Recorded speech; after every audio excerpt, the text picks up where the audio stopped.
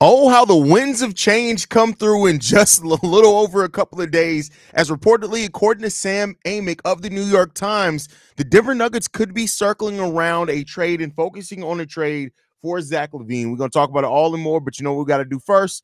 We got to play that intro.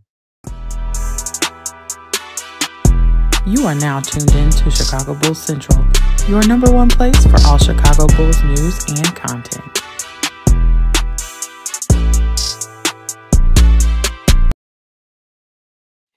What's going on, Bulls fans? Welcome to another episode of Chicago Bulls Central, your number one spot for everything Chicago Bulls related. I'm the host here, Haize, but more importantly, you guys can follow the channel at Bulls Central Pod on every social media platform we happen to be on. With that said, let's go ahead and get into the content for today, y'all. And this one comes from the Ty Jones on the NBA show and Sam Amick, in which they say that the Denver Nuggets could be focusing on Zach LaVine and that a trade market is significant as far as their interest in Zach LaVine. Now, this is really kind of opposite of what we've heard in the last couple of days, that Zach LaVine's trade market is not nearly that deep, that maybe there aren't a lot of teams. The Bulls could have trouble finding a trade partner for Zach LaVine. Now, we don't quite know what the Denver Nuggets could be looking to offer for Zach LaVine, but I would imagine that it's going to be built around a package involving Michael Porter Jr., which would make the most sense both financially and for the contract matching part of it. And whatever the Denver Nuggets are able to kind of throw in there in regards other than that could be, icing on the cake for it. Now, some people are going to ask, Haize, what do the Denver Nuggets have that the Chicago Bulls could be interested in? Well, Michael Porter Jr., considering his size, the fact that he is more of a traditional forward size and could help the Chicago Bulls with some of their size issues. You look at as well, he's the second leading scorer on that Denver Nuggets team, and his contract is about $10 to $12 million less over each year over the same amount of time as Zach LaVine. So you gain a little bit of flexibility in that area. Keep in mind, that's something that could help you re-sign some other pieces on your roster when it comes down to that. Then when you look at draft compensation for the Denver Nuggets, they cannot offer any of their own first-round picks all the way down into the 2031 season. Now, they could offer some ahead of that, as they do have some protections on their picks that could, convey before then. But you're looking at a 2031, 2032 pick somewhere in there in the first round, if a first-round pick is even involved in it. If you're looking at second-round picks, the Denver Nuggets have second-round picks that they hold from Detroit, Phoenix, Cleveland, and San Antonio over the next few years, in which the Denver Nuggets could include in that trade as well. But you're basically probably looking at a package that is involved, that revolves around Michael Porter Jr. being the biggest piece there. That gets you about 95% of the way of matching Zach LaVine's contract.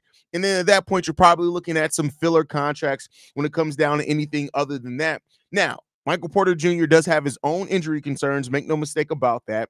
And so that's something as well that the Bulls would need to be looking at in a case like that.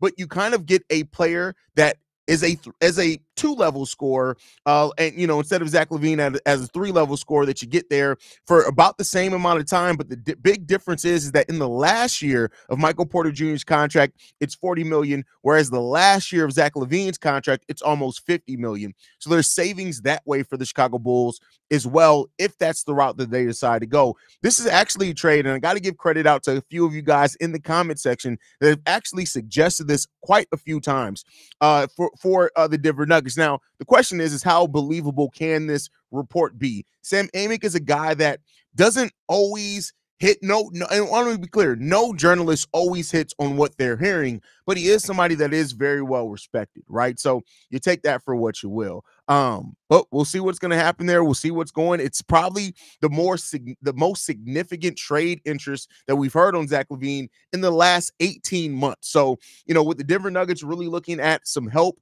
there, they can use another 20-point per game scorer, even though Michael Porter Jr. isn't that far off. We'll see what happens there.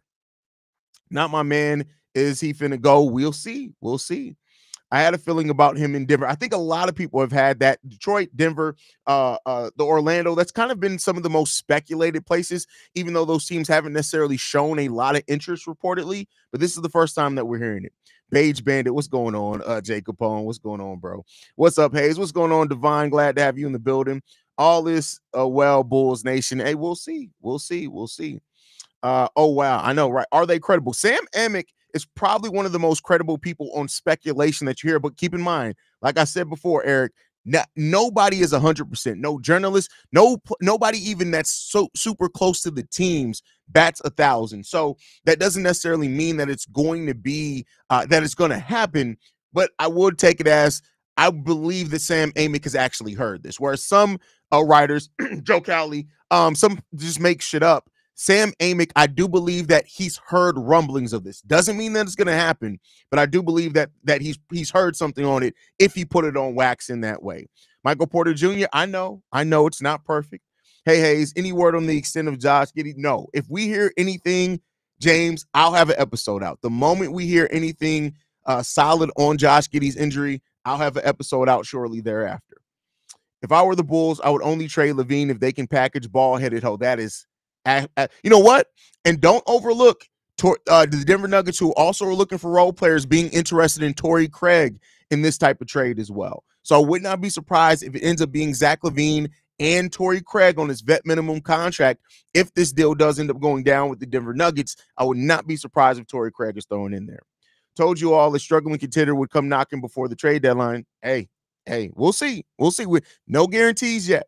Oh, hell no, I do not want Michael Porter Jr. Please, back injury specifically, we already have enough injury. Keep in mind, this is the Bulls' aim in this is not necessarily to get better. That's not necessarily the aim in a Zach LaVine trade. So I get what you're saying completely, but, we'll see.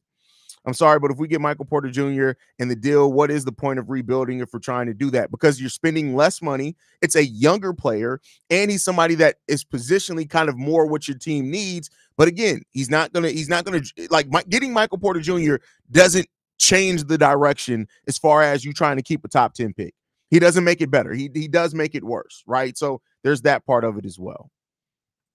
What if they want Kobe or I doubt that that's going to be the case. I doubt that would be a huge deal.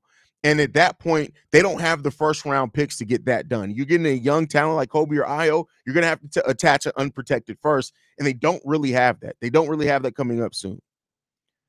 I saw this coming. I said it on Mailbag, Zach to Nuggets. It makes you, a lot of people said it, Corny. You're absolutely right. You're absolutely right.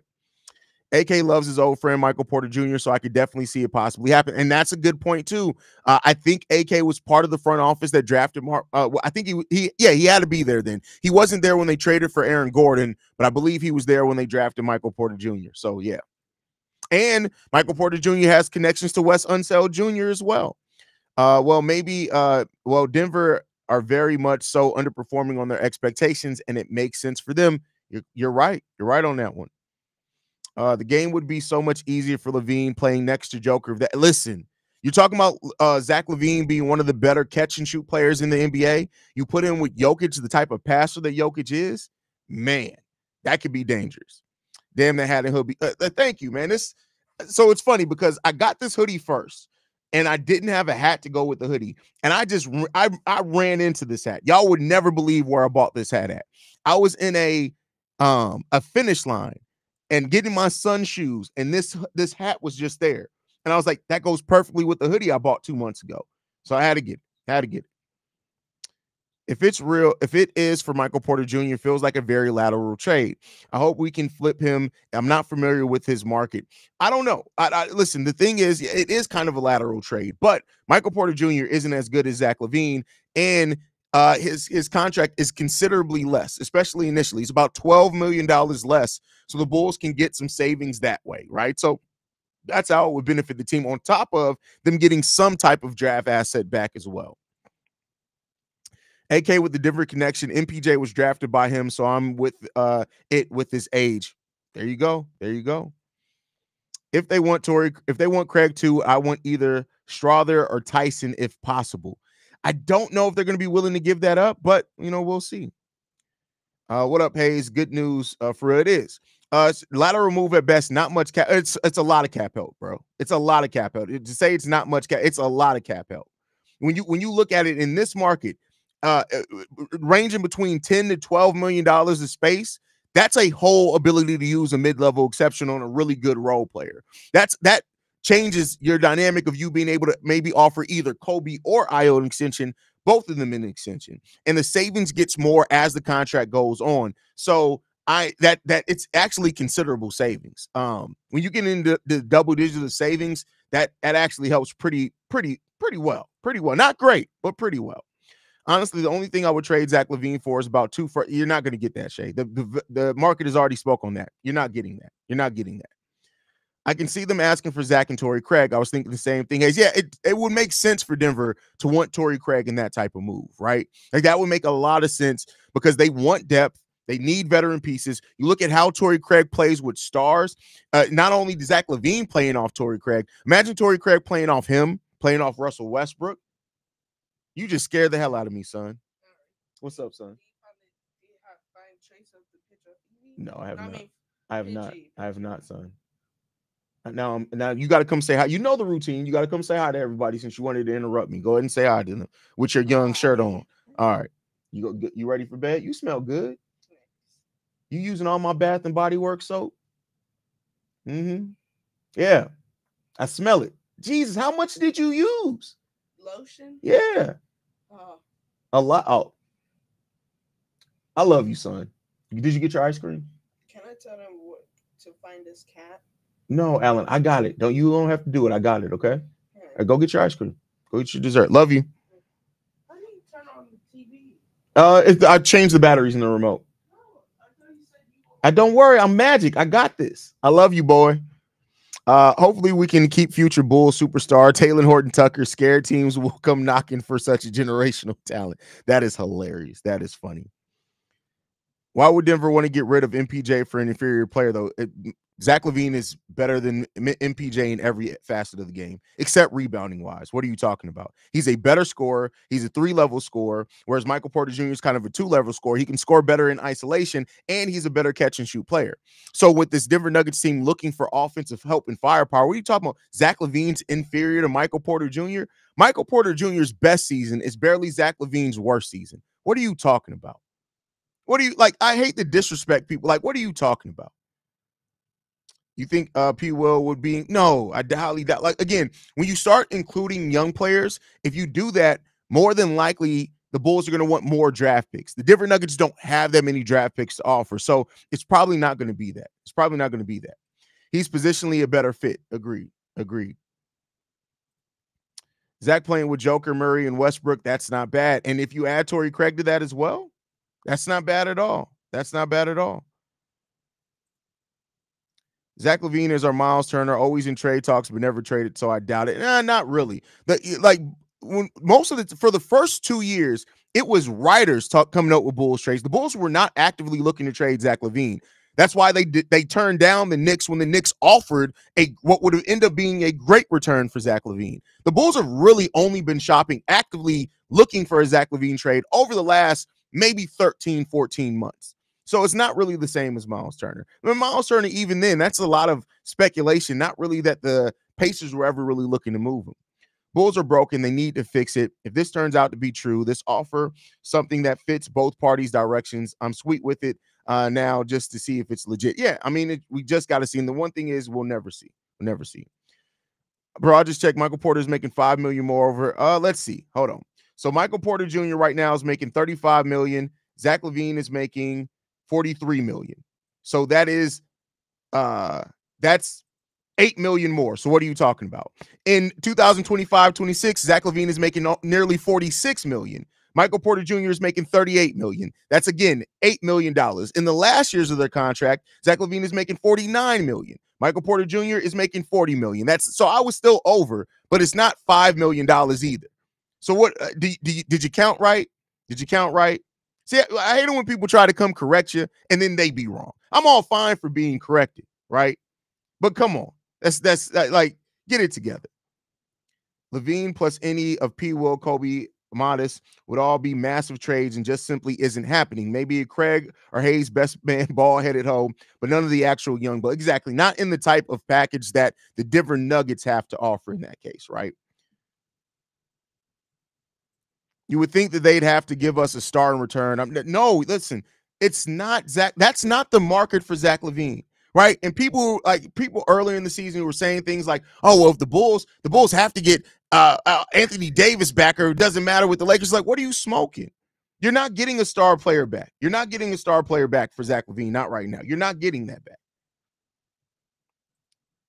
MPJ is still young too. I mean, yeah, but when you look at the injuries that he has, it's not. I get it, right? But keep in mind, we're only a season and a half removed from when they were questioning if Michael Porter Jr. was ever going to be able to play basketball again because of the degenerative back issues. But he is 26 years old. It kind of fits more in line with the timeline, right? Again, I'm not saying that this is the perfect trade for Zach LaVine where the Bulls get every single thing that they want. I'm not saying that. But I am saying that if the Bulls are focused on moving LaVine, this isn't a bad deal. It's not a bad deal. You get a young player that can still score. He positionally fits better. We need more size. We've talked about it. He can play the 3. He can play the 4. He can play with P. Will. He can play with Modest, right? He can play with Julian. It adds more versatility there, right? And then also you're getting a player back that if you do need to flip later, you can. That's something that you can look at. And you're probably going to get something back in the future as well, right? I'm a fan of MPJ. Always has been. He got a good game. He's solid. When he's healthy, he's solid. Hoops Hype has MPJ listed as 38 million and Zach 43 next year. I use Spotrac. Spotrac is kind of what everybody kind of agrees is the more close to it. So, yeah, Michael Porter Jr. is 35 this year, 38 next year, and Zach LaVine is 43 this year and 46 next year, 45.99 to be exact. So I rounded it up to 46. That's what Spotrac has it at. How does Modest find a way to start if P. Will and MPJ are here? By being better. That's it. By being better. That's it. And let's not act like Modest Bucilis hasn't already kind of shown. Like if you go and look at their numbers on the court, Modest, you can already start making a case for Modest Bucilis being a better all-around player than Patrick Williams. Patrick Williams is way better defensively. But you factor in everything as far as big shot making, blocks, steals, getting in passing lanes, the fact that Modest Bucilis' defense has improved. I mean, there's already a case starting to be made there. So he would be a perfect fit in Cleveland. What? They don't Cleveland? Who? Zach? Some of y'all just like y'all hear trade talk and y'all that and the za. Like y'all gotta, what pack are y'all smoking? What pack are y'all smoking that Virginia McCaskey pack? What's happening there? What's happening there? Y'all gotta stop smoking Virginia McCaskey's pubic hairs, bro. Like that's not that 102-year-old pubic hairs is not supposed to be rolled in your weed, fam. It's not a good look.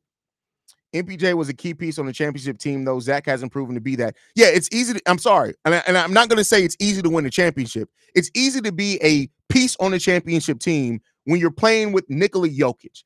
Zach has never played with a player the caliber of Nikola Jokic. So you can't even really compare that. Look at what Zach's done individually. Look at what Michael Porter Jr. has done even when Jokic hasn't been in games. Zach is better. So therefore, Zach being able to play, and the one thing that it didn't work with him and DeMar is because they weren't versatile. You give somebody who's able to get players the ball in proper spots like Jokic, I would say this. Zach LaVine, I would trust him more next to Jokic than Michael Porter Jr. And that's the reason why they're shopping him. It's the reason why when they locked in Aaron Gordon, it already pointed towards they're probably going to look to move off Michael Porter Jr. El Trapo, a good trade because then LaVine is going to want out of Denver to go to the Lakers. Nah, I mean, if once LaVine's traded, he's probably on that team for forever. Like it just is what it is. Now, Zach LaVine has not had the type of market unless he goes to Denver, plays well in Denver for a year and a half, and then tries to be moved. But that's about it. Kobe, Io, MPJ, Modest, Jalen Smith is a nice-ass lineup on paper, not going to lie. Could even be really solid defensively. I don't see the defensive upside, but, I mean, I see what you're getting at there. I think LaVine for MPJ is a solid deal. I like Modest and MPJ as a forward spot for the future. Could be. Zach has never been in an actual good situation. Never mind playing under a good coach or next to a real star. Facts. 100% facts on that one. DMG, yo, Haize, as long as the Bulls don't have to give up any first-round picks to get MPJ, let's make this trade happen. Again, so it was reported that the Denver Nuggets have serious interest. Me bringing up Michael Porter Jr. was me. That's me on my part, because just looking at what the Denver Nuggets have to offer, that's really the player that they would have to get to make that deal work. Because you got to keep in mind, Denver Nuggets only has 4 big contracts. They got Jokic at $51 million. They got Jamal Murray at $36 million. They got Michael Porter Jr. at $35 million and Aaron Gordon at $22 million. They just locked in Aaron Gordon long-term, so I would doubt that he's going to be part of that deal. Maybe. I don't see it, but maybe. You got MPJ at $35 million and Jamal Murray at $36 million. They are really tied to Jamal Murray. I don't see them moving him, but again, I could be wrong on that one. But it has to be one of those 4 players and to even get this trade even to be a possibility. And so the most likely one out of that, just me reading the tea leaves, is Michael Porter Jr. That's the most likely scenario out of all of this, right? And then what you do after that, you got some other contracts. Like if it's the Bulls putting in Torrey Craig and Zach LaVine, that would mean that then the Denver Nuggets could add another player between at least $8 million. So you're looking at maybe they can throw in Dario Saric, who's not really performing for them. You're then replacing Torrey Craig and Dario Saric, right? And then you're getting Zach LaVine and Torrey Craig. The Bulls are getting Michael Porter Jr. and Dario. You're getting some size there, right? And then they have 2031, 2032 picks that they can trade. So that's just kind of the way that you're looking at it. Flip MPJ to the Bucks or six. That when you get into that, that's just not realistic. Like, I mean, 3-team trades are possible. When you look at both the 76ers and the Bucks, they don't really have a player to flip that's any better. Like, I would rather just keep Michael Porter Jr. You want Chris Middleton? Is that who you want on this team? And the Philadelphia 76ers don't really have big contracts that they're willing to give up. That's players they didn't just sign. So I doubt that's going to happen. Trade Zoe to Charlotte for Josh Green. Trade Zach to Atlanta for Dyson Daniels. Vooch to the Pacers for Furpy. Full Australian team rebuild. Time to get it done. That is in your dreams, bro. In your dreams. Shrug Republic. If we do this, Pat needs to go to SA. Let Pop do a Kawhi on him, a strong 3. Why do y'all want to give up players that you think, like, I'm not here to help the Spurs. Like, if you think that Patrick Williams can still turn into a solid 3-and-D piece, keep his ass on this team. Right? It's not about like, oh, we trade Zach. Now we're just out to help everybody. Let's help Wemby go win his first title. What? That's not what we're trying to do. That's not. I'm talking about if this trade actually goes down, that's probably the most likely player that they'll be sending back. You want Julian Strawther from the Nuggets? The problem is Julian Strawther's contract is only $2.5 million. And that's not really going to get you like that doesn't. Then they still have to send another player in that case. And then at that point, keep in mind, the Bulls don't have any open roster spots. Then the Bulls would have to send another player, which then means the Nuggets would have to send even more money. So it's highly unlikely that a player with a small contract like Julian Strawther is included in a deal like this. Anyone think that this trade is happening now? That's why maybe LaVine was out yesterday. I don't know about that. Bro, how the hell you don't have a job in the front office, Haize? I'll laugh my ass off, but for real, though. Hey, listen, I don't want it. I'm not going to lie to you. I don't want it. I don't want to deal with this. I love sitting here being able to talk to you guys in the comfort of my own home, or my son can come down in his pajamas and ask me for ice cream. I don't want to be sitting in a front office and like, damn, how are we going to trade this motherfucker? Put Mike Dunleavy on the phone. Let me, hey, Mike, hey, do you want Zach LaVine for Chris Paul? Like, straight up, we can just waive him. Like, no, you rather just waive Chris Paul than that? See, that right there would have that happened this year at the draft. That would have stressed me the fuck out.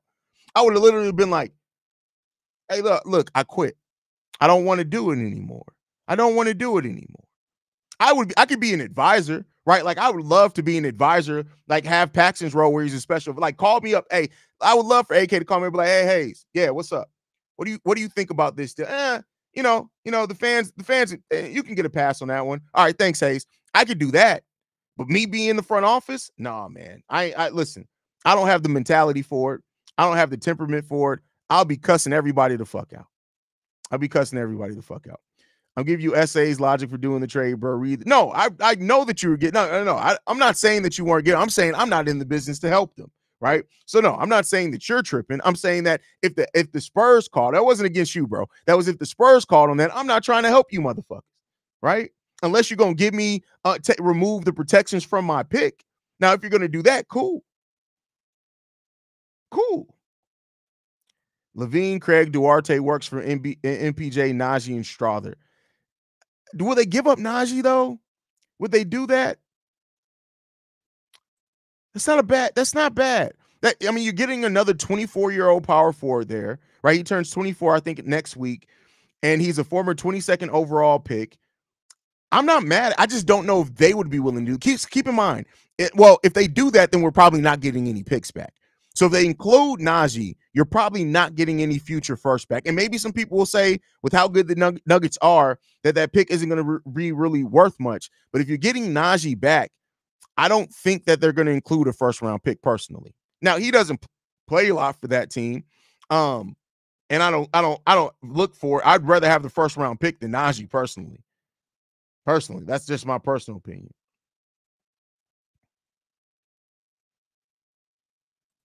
They hate the Najee contract reportedly. All right, well, if that's the case, I won't say that I'm tapped in with all the Nuggets news. So, I mean, I think their only tradable pick is 2031 or 2032 is the two that they can trade. Well, that's the thing. You're right, because they can't trade 2032 until the end of this season.